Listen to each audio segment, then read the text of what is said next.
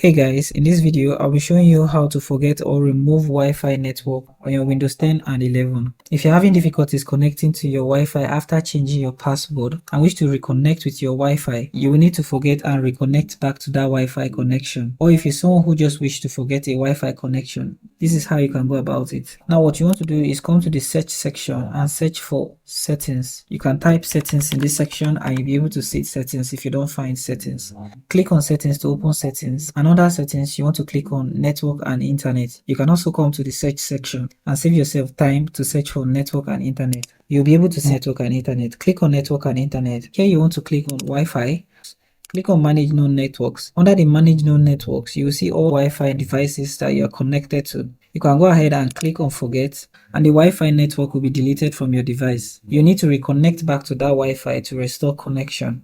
So thank you for watching this video and I hope you found this video helpful. If you do find this video helpful, do make sure to like, subscribe and have the post notification turned on.